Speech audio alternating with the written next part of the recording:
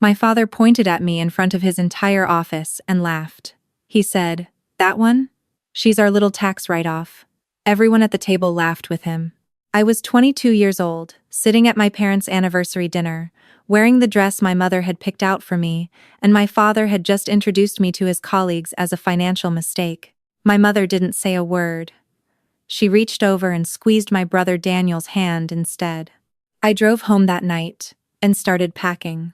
But before I tell you what happened 7 years later when they showed up at my workplace, let me ask you something first. What time is it where you are right now? And what city are you watching from? Drop it in the comments. I love knowing who's listening. Now let me take you back to the beginning, because you need to understand the full picture to understand why I made the decision I made when I finally saw their faces again. I grew up in a house in suburban Ohio, the kind of neighborhood where every lawn looks the same, and every family looks perfect from the outside. My parents ran a small but successful accounting firm together. My brother Daniel was 4 years older than me, and from the time I was old enough to notice anything, I noticed that Daniel got the world handed to him on a plate, and I got whatever was left over. It wasn't dramatic at first. It was just the way things were. Daniel got the bigger bedroom. Daniel got the car for his 16th birthday. Daniel got tutors and summer programs and a college fund that my parents talked about openly at dinner, like it was a point of pride. When I asked my mother once, around age 14, whether I had a college fund too, she looked at me the way you look at a child who's just asked something slightly embarrassing and said, "You'll figure it out, sweetheart. You're resourceful." I remember thinking that was a compliment. It wasn't until much later that I understood what she actually meant. I was a good student. Not because anyone pushed me, nobody really pushed me toward anything, but because I genuinely loved learning, and I figured out early that the library was the one place in my life where nobody compared me to Daniel. I got a partial scholarship to a state university for business administration. I worked part-time at a coffee shop through high school to save money for the rest of my tuition. I thought I was doing everything right. I thought my parents saw that. The summer before I left for college, I found out my grandparents on my mother's side had set up an education fund for me when I was born. Not a huge amount, about $18,000, but enough to cover 2 years of housing and books. My grandmother mentioned it casually at a family barbecue, assuming I already knew. She said, "I'm so glad that money is finally going to good use for you, honey." I had no idea what she was talking about. I went to my mother that evening and asked her about it. She went very still. Then she said the money had been redirected 3 years earlier to help cover some of Daniel's business school expenses when he ran short. She said it in the same tone you'd use to explain a minor change in dinner plans. She said my grandparents had been consulted, which I later found out was not true. She said I would have more opportunities to earn on my own because I was the strong one. I didn't say anything. I went to my room and I sat with that information for a long time. I went to college anyway. I worked 2 jobs my entire freshman year.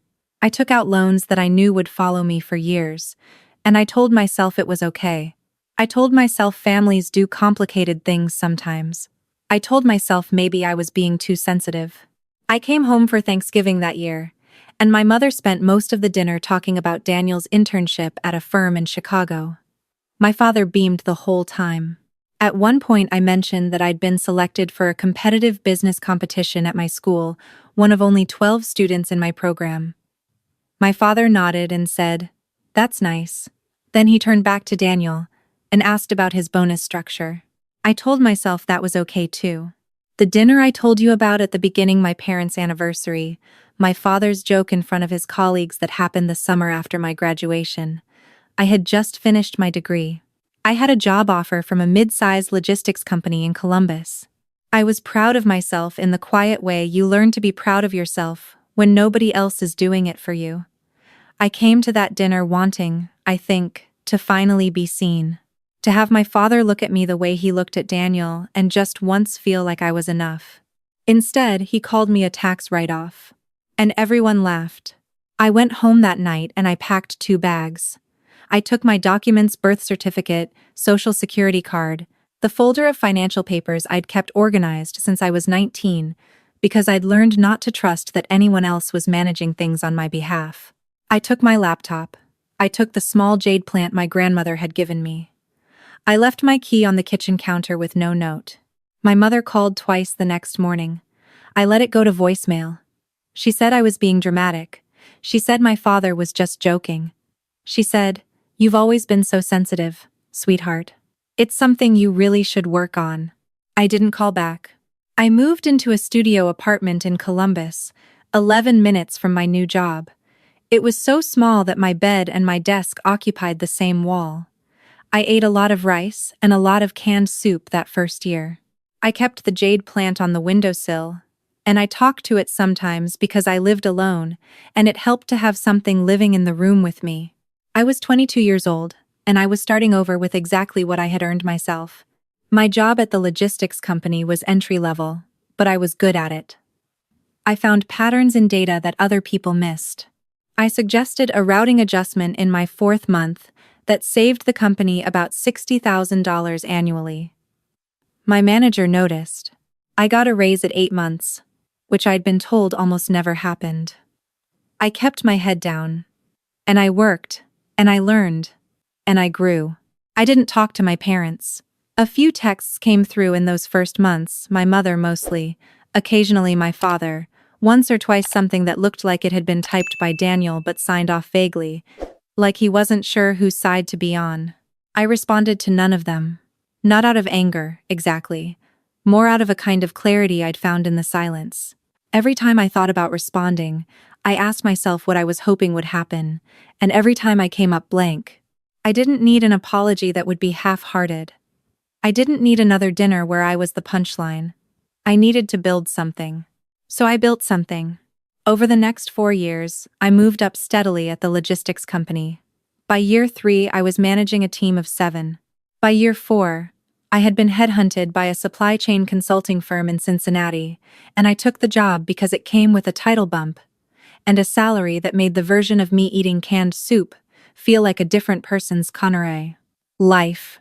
I was good at the work, and I genuinely liked it, the problem-solving, the strategy, the way every client was essentially a puzzle you had to understand from the inside out before you could help them. I bought a condo at 27. Not a big one, but mine. I furnished it slowly and carefully, the way you do when you've learned to be deliberate about where your money goes. I kept the jade plant on the kitchen windowsill. It had grown considerably. I made friends. Real ones, the kind that show up when you're sick, the kind that tell you the truth. I had a life that felt like mine in a way that my childhood home never had. I didn't spend much time thinking about my parents. That sounds colder than it was. It was more that I had learned to think about them the way you think about a chapter in a book you've already finished. You know it's there, it's part of the story, but you're not reading it anymore. Daniel was the only one I had any contact with, and even that was minimal. He'd sent me a message on my 25th birthday, just, "Happy birthday, hope you're okay," and I'd responded with a brief, "Thanks, I'm good." We didn't have a relationship, but there was no active hostility between us. He was a product of the same household. I didn't blame him for being the one they'd chosen to love fully. That wasn't his fault. A few months before everything happened, Daniel reached out again. He asked if we could talk. I said sure, and gave him my number. And he called that Sunday evening, and we talked for about 40 minutes, the longest conversation we'd had since I was maybe 19. He told me he'd left the accounting firm. He told me he'd had a falling out with our father over business decisions, and that things at home had been bad for a while. He told me, carefully, that our parents were in financial trouble. They'd taken out a second mortgage on the house years ago to fund an expansion of the firm that hadn't worked out. The firm was struggling. They were behind on payments. He told me they were going to reach out to me. I asked him what he thought I should do. He was quiet for a moment. Then he said, "I think you should do whatever is right for you. But I want you to know whatever you decide. I'm not going to be the one bailing them out. I already told them that. And I wanted to tell you before they got to you, so they couldn't use me against you. So they couldn't say your brother is helping. Why won't you?" I sat with that for a while after we hung up. It was a Wednesday afternoon in March, when my assistant told me there were 2 people in the lobby asking for me. She said they didn't have an appointment. She described them and I knew immediately. I told her I'd be down in 5 minutes. I want to be honest with you about what I felt walking toward that elevator. It wasn't triumph. It wasn't the rush of satisfaction you might expect from someone who'd been told at 22 that she was her family's financial write-off and who was now standing in the headquarters of a company where she was a senior consultant with her name on her office door. It was something quieter and more complicated than that. It was grief, maybe, or the memory of grief. The feeling you get when you see the outline of something that used to hurt you. I stepped out into the lobby, and there they were. My father looked smaller than I remembered. He was wearing a jacket I recognized from years ago, the navy one he'd worn to client meetings when I was in high school. My mother's hair was different, shorter, and it had gone gray in a way she'd clearly stopped fighting. She was holding her purse with both hands the way people do when they're nervous. They saw me and something moved across both their faces at the same time. Relief, maybe, that I'd come down at all. "Sarah," my mother said. I said, "Hi." We stood there for a moment. There was a couch in the lobby, and I gestured toward it. We sat them on the couch, me in the chair across from it, the glass coffee table between us like a neutral border. My father cleared his throat. He said they'd gotten my work address from an old mutual contact. He said he hoped that was okay. He said, "You look well." I said, "Thank you." My mother jumped in then, the way she always had when my father ran out of smooth words. She explained the situation, the mortgage, the firm's debt, the payment they were facing in 60 days, that they couldn't cover. She said they'd exhausted their options. She said they weren't asking for a handout, they were asking me to co-sign a loan, just to get them through the next year while they restructured. She said, "You're doing so well, sweetheart. It would barely affect you." And there it was. The same logic that had taken $18,000 from my grandmother's gift and handed it to my brother without telling me. The same logic that had decided I was the strong one, which apparently meant I was the one who could absorb whatever the family needed without complaint. I looked at my father. I said, "Do you remember the anniversary dinner? The one at Marcello's, 7 years ago?" He looked uncomfortable. He said, "Sarah." I said, "You introduced me to your colleagues as your tax write-off." You laughed. Everyone laughed. My mother started to say something about how he was just joking, how he'd always had that kind of humor, how I'd always taken things too seriously. I let her finish. Then I said, "I'm not angry about it anymore. I want you to know that." I spent a long time being angry, and then I just stopped. Because being angry at you was taking up space I needed for other things. My father looked at the table. I said, "I'm not going to co-sign the loan." My mother's eyes filled up. She said, "Sarah, we could lose the house." I said, "I know. I'm sorry about that. I genuinely am." She said, "We're your parents. After everything." I stopped her there, gently. I said, "I need you to hear me when I say this. I am not the solution to this problem. I built what I have alone. Without help, without a fund that was meant for me, without anyone in that house ever once showing up to something that mattered to me and saying they were proud. I am not saying this to hurt you. I'm saying it because it's true, and I think you know it's true, and I think somewhere you've been waiting 7 years for me to say it to your face." My father was quiet for a long time. Then, very softly, he said, "I know I wasn't fair to you." It was the closest thing to an acknowledgement I had ever gotten from him. It wasn't an apology, not really, but it was something. I said, "I hope you figure out a solution. I mean that." I stood up. My mother reached out and touched my arm. She didn't say anything, just held her hand there for a second, and I let her. Then I walked back to the elevator. Daniel called me that evening. He asked how it went. I told him. He was quiet for a moment, and then he said, "I told them the same thing last week. I told them I wasn't in a position to help and that they needed to look at real options, selling the house, finding a buyer for the firm, something. I told them they couldn't keep looking to us to fix things that they broke." I said, "How did they take it?" He said, "Mom cried. Dad didn't say much. But I think they heard it." I said, "Do you feel guilty?" He was quiet again. Then, "Yes and no. I feel guilty the way you feel guilty for not saving someone from consequences they created. It's not real guilt, it's just habit. I understood exactly what he meant. Here's what I've learned, and I want to say this clearly because I think it's the part that matters. There's a difference between cruelty and clarity. I didn't refuse my parents because I wanted them to suffer. I refused them because saying yes would have meant agreeing, one more time, that my needs and my boundaries and my carefully built life were less important than managing the consequences of their choices. It would have meant going back to being the one who absorbs, who forgives automatically, who shows up when called no matter what was said the last time someone called. You are allowed to love your family and still not save them from themselves. You are allowed to grieve the parents you deserved and still decline to pretend that the ones you got are something they're not. My father said he knew he wasn't fair to me. I'm going to hold on to that. Not because it fixes anything, but because it's true. And the truth is worth something even when it comes 7 years too late, and sitting on a lobby couch in a building where you have had to prove every single day that you are worth something. I talked to Daniel last month. He's doing well. He's consulting independently now, building his own thing, and we've had dinner twice this year. There's something quiet and good taking shape between us, something that feels like it belongs to us and not to the family we came from. My parents listed the house in April. I don't know what they'll do next. I hope they figure it out. I genuinely, sincerely hope they land somewhere okay. But that hope lives at a very comfortable distance. I still have the jade plant. It's in my kitchen window, and it is enormous now, which my friends think is funny, and I think is just the natural outcome of consistent care over time. I think about that a lot, actually. The natural outcome of consistent care over time. If you've made it to the end of this, thank you for being here. If any part of this story sat with you in a way that felt familiar, I want you to know you're not alone in that.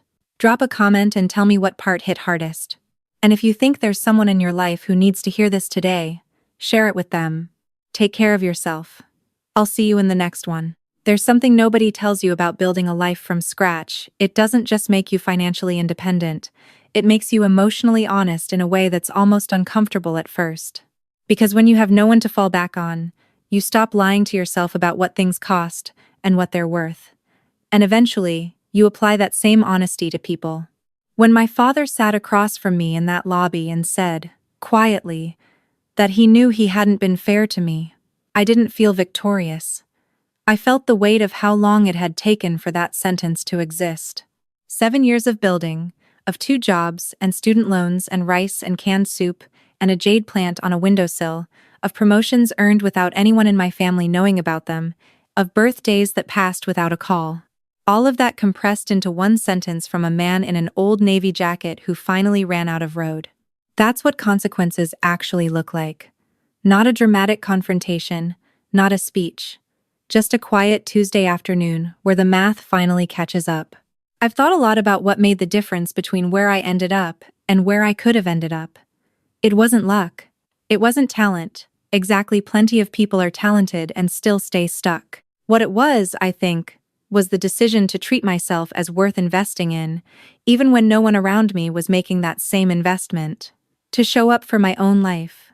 The way my parents showed up for Daniel's, with resources, with attention, with the belief that the effort would eventually mean something. That's not something you're born knowing how to do. It's something you choose, over and over, in small, unglamorous ways. You choose it when you take the extra shift instead of giving up. You choose it when you learn the thing nobody asked you to learn, because you sense it will matter later. You choose it when you walk away from a table where you've been told, in so many words, that you don't belong, not out of anger, but because you've decided your time and your energy are going somewhere they'll actually grow. And the harder choice, the one I think about most, is choosing not to let what was done to you become the reason you stop. My parents took money that was meant for me. They spent years making me invisible. They could have made me someone who trusted nothing, who built walls instead of a career, who turned bitterness into identity. For a while, I was heading that direction. What redirected me wasn't forgiveness, it was focus. The decision that what they did was their story, and my response to it was mine. Sarah made that choice. And it changed everything. If you're somewhere in the middle of your own version of this, the part where you're doing it alone and it's hard, and nobody in your family is calling to say they're proud, I want you to know that the middle is not the end. Keep going. The jade plant on your windowsill is growing whether anyone notices or not.